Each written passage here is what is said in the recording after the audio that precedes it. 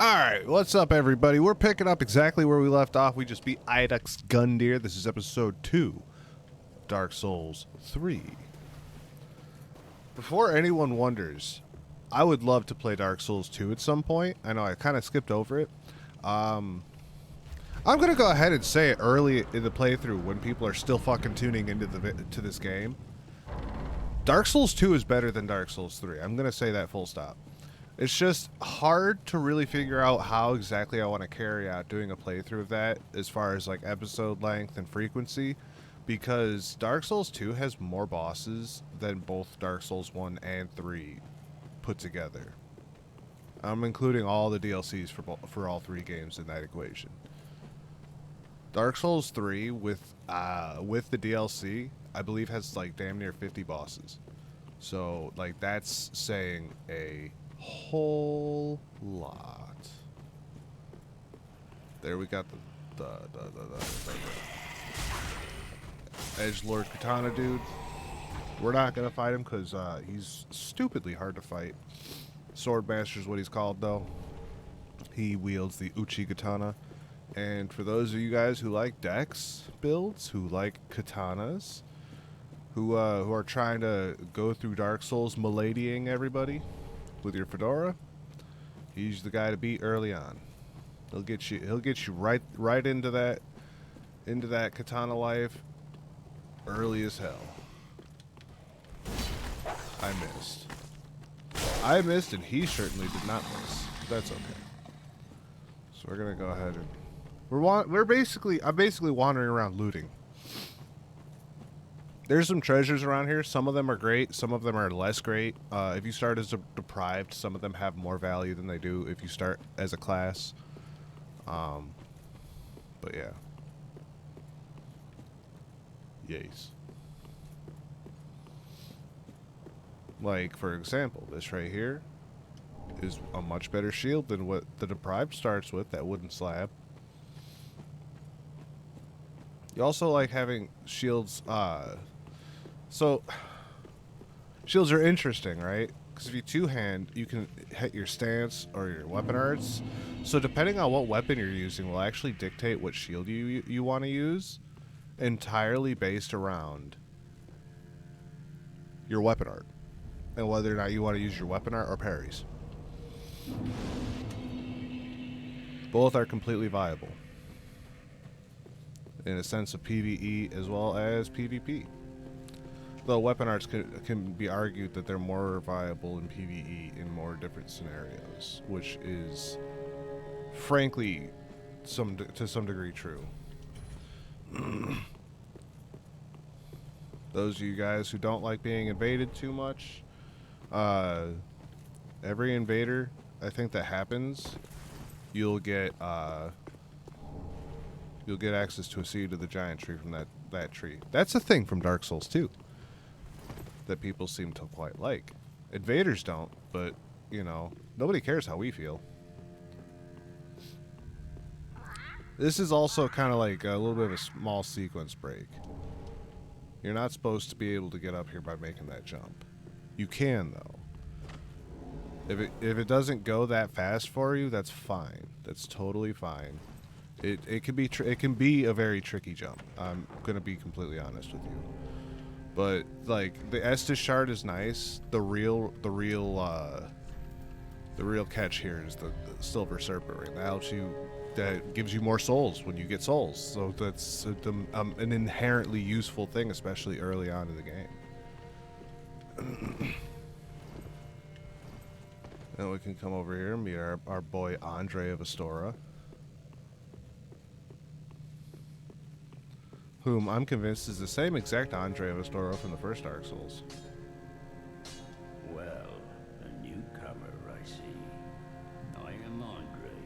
I serve at this shrine as a humble smith, forging weapons. You're in search of the Lords of Cinder, I trust. A toilsome journey, I'd wager. You require good arms. Let me smith you weapons. I am a smith, such is my purpose. Alright.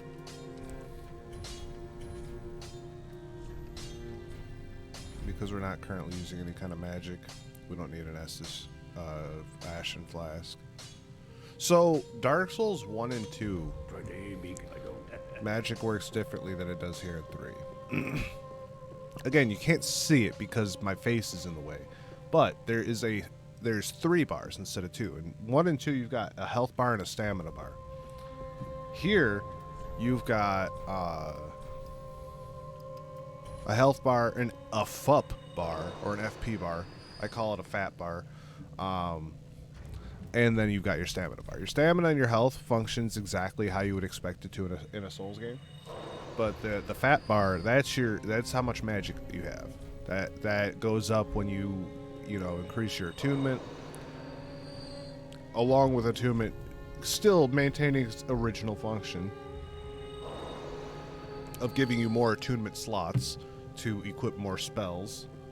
Welcome to the bond. I tend to the flame and tend to thee. Dark Souls 3 also took from both Demon Souls and Dark Souls 2 the requiring an NPC to level in the form of this Firekeeper. Very well. This Firekeeper that I would die for. Then touch the darkness within me. I'll touch the darkness within you. Take nourishment from these sovereignless souls. That's not the only thing I'm taking nourishment from. You know what I'm saying? Hey, you see why I grabbed the Sovereignless Soul now. Get you a few extra level ups. You could probably get even more level ups if I would have fucking killed the Swordmaster. I think he gives like 1,000 souls, so that'd probably give me 1 more level up. So what am I going to do with it? Well, early on, my weapon's fine.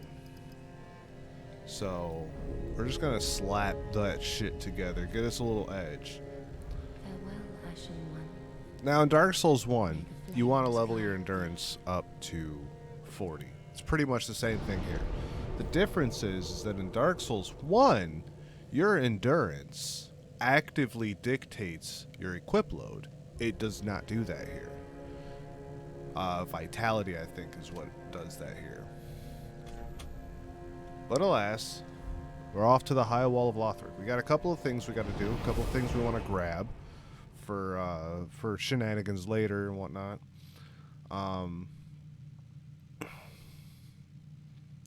Yeah, and some things to check out. I'm gonna be obviously talking while I'm playing. There's some things that you can find here that I think are very cool, but also some of they're what I think are some of the simultaneously best and worst aspects of Dark Souls 3. Glad to see so many summon signs though. That's always a good sign. It's nice to see so many people co-oping here at the very early parts of the game. There's a reasonable enough chance we might get invaded, and that's fine if we do. You know. But I digress.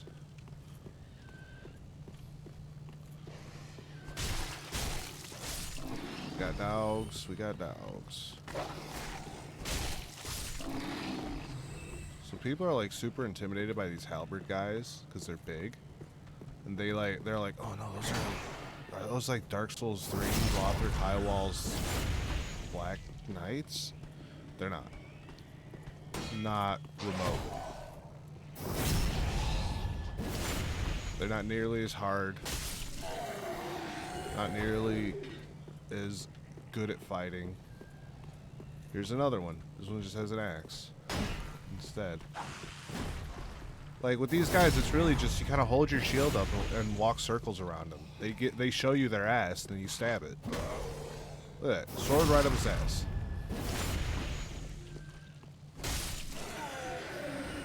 All right, now up here we're gonna encounter an enemy. You can stop this encounter from happening. I'm gonna let it happen. Basically, you see that guy who got up? Look at this shit. That is easily one of the coolest things that I think happens in Dark Souls 3. Is the Pus of Man enemies. The way that they transform. The way that the Pus of Man behaves like a parasite is awesome. And completely unexplored outside of here, the Iodux Gundyr fight, we already saw it happen there. But like with the Iodux Gundyr, it can be seen as like just like an extra phase to that fight, you know. But like, you know, it's only on the high wall of Lothric and like in Lothric Castle, and only a few times. It's not. It's like a parasite that doesn't really get explored, but it's such a cool idea. Like, FromSoft, why did you not explore the idea of the Pus of Man further? If these walls don't leave me the fuck alone, man. I tell you what. But like, you know, you don't spend a lot of time here on the high wall of Lothric. You really don't. You also don't spend a whole... Well, you do spend more time in Lothric Castle and like the King's Garden and stuff, but like... Overall, it's a relatively small section of the game where you can encounter the Pus of Man. And I think the Pus of Man should have had a bigger effect on the game. Like, it should have been more prominent, seen in more places. Like, honestly.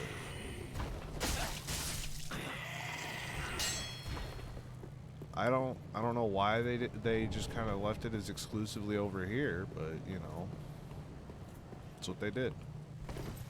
Whether I like it or not. And that's fine.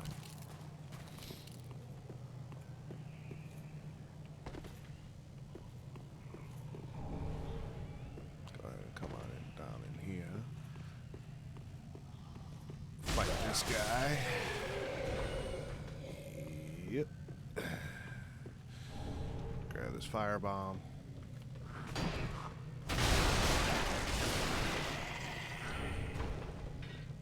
Also, if you remember, in Dark Souls 1, this statement's going to be relevant here in a second. In Dark Souls 1, if you recall,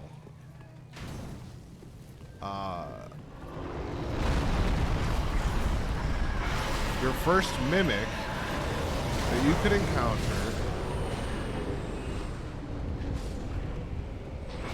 was in Sen's Fortress. I don't think he can get through that door. Oh, he can. Oh, he can. It just takes a little extra time. Oh, I'm glad I didn't just walk away from him and make that assumption. Oops. Oops. Sorry, bud.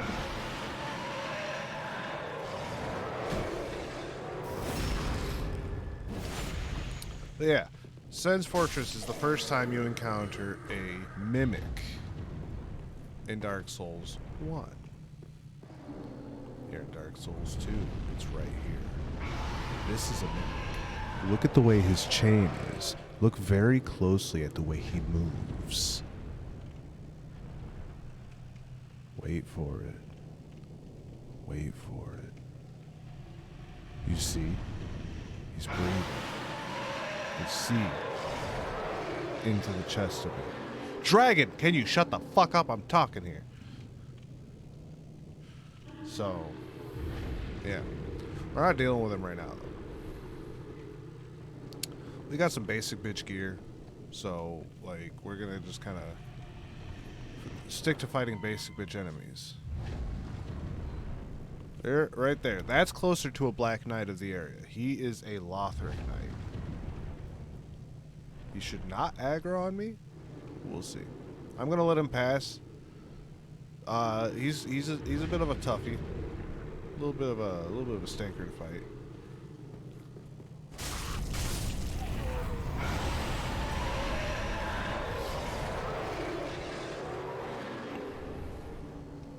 And you know, as usual, there's a dragon on a bridge.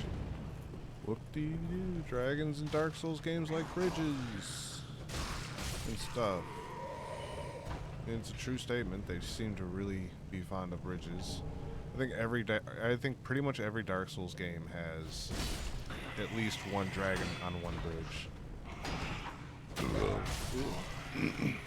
Man, I had like a bunch of Reese's before starting this recording session, and some little pizza things, some like garlic pizza bread things. Oh man.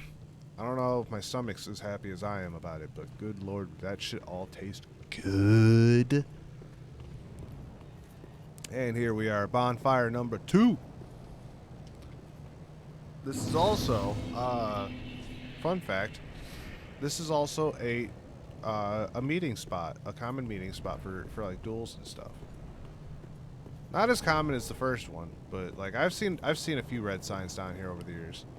Also, don't think you're slick shooting the dragon with a bow from right here. He'll coat this whole spot with fire. He's much smarter than the wyvern on the bridge, the red drake on the bridge in Dark Souls 1. So we're gonna carry on. Got an item over here. It's worth grabbing, whatever it is. That actually probably isn't worth grabbing. Bye.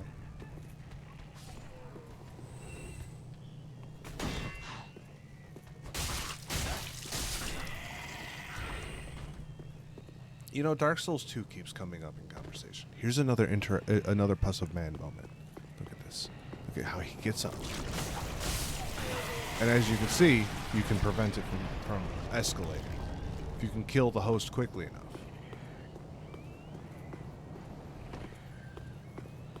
We got Crystal Lizard. Oh my god, walls! Oh man. Bro, excuse you. I was clearly already dead, guy. Okay?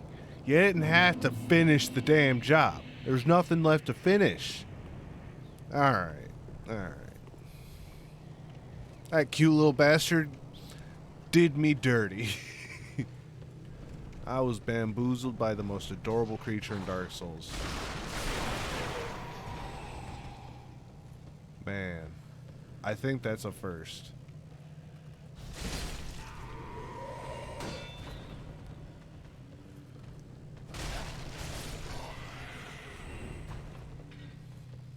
I actually think that might be the first time that the Crystal Lizard has ever directly caused my death. All kinds of new things happening for us here. I guess he didn't want to climb the ladder this time. That's fine. Get rid of the Puss of Man guy. Before he transforms. Grab my damn souls.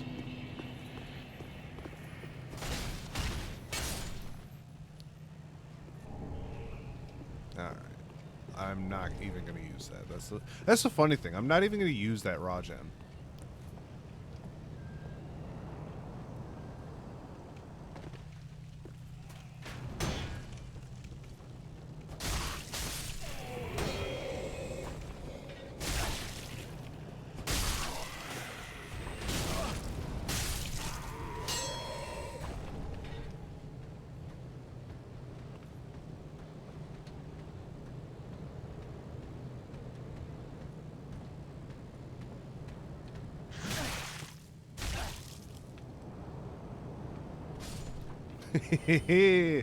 Fuck you, buddy. Alright, we're going that way.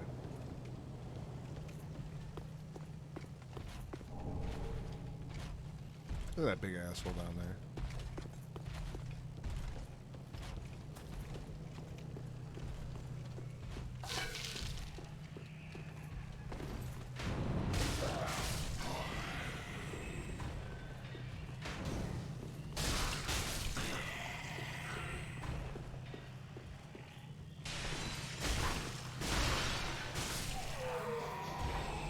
There's a Lothric knight right outside the damn door here.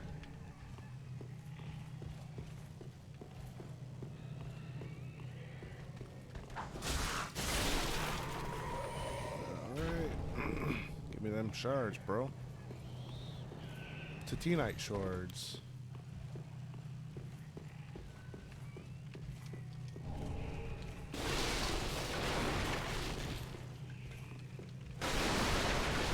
Gotta show you little faith casters, a little something something. We're on a side quest over here.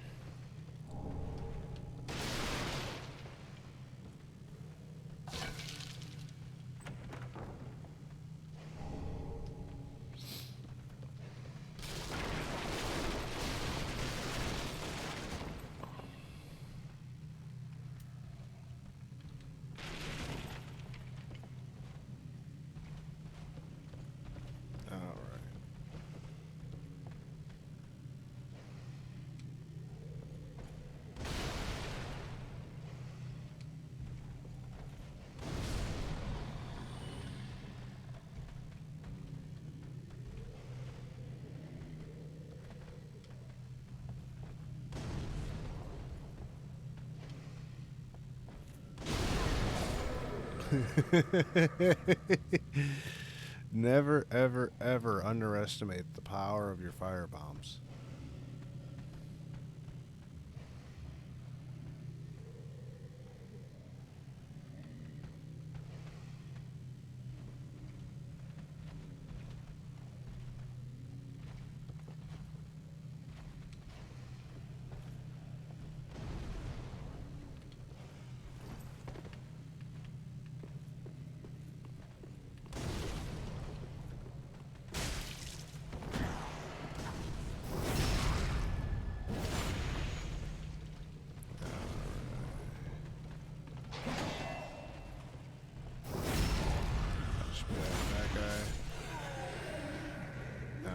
Deal with our firebomb throwing buddies up here because he woke up.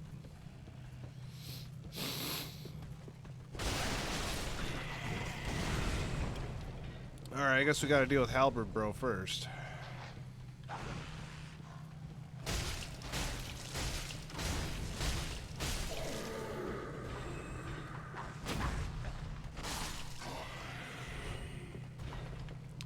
Also, for those of you who don't start with a metal shield, this is going to be a good one for you to get. 100% physical damage reduction. That's not hardly a thing in Dark Souls 1, or 2 rather. I think that's another reason people didn't like Dark Souls 2 is that shields weren't quite as good. It was a lot harder to find a shield that blocked 100% physical damage.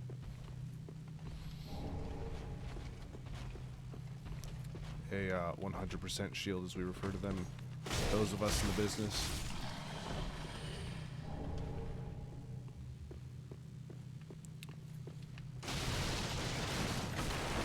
My biggest gripe is that one of the most useful shields in this particular iteration of Dark Souls is a shield that blocks 100% physical and high magic percentage at the same time, right? Let's go and rescue Grey Rat and call it an episode.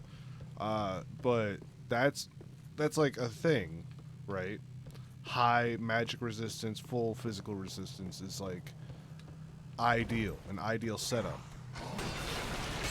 for the way enemies are set up in this game. Now, if you played Dark Souls 1 recently, or you just simply remember the crest shield, the basic bitch crest shield from Dark Souls 1, it's 100% physical and 80% magic on the resistances. Right? Right. And with that said, the crest shield in Dark Souls 3 blocks, I think, dark for some reason. There's a new crest shield that you assholes added into the game. Why did you ruin the crest shield? Nobody gives a fuck about guarding dark. That's like applicable against like one boss. This isn't Dark Souls 2 where dark magic was actually fucking cool. This is Dark Souls 3 where dark magic is mediocre at best.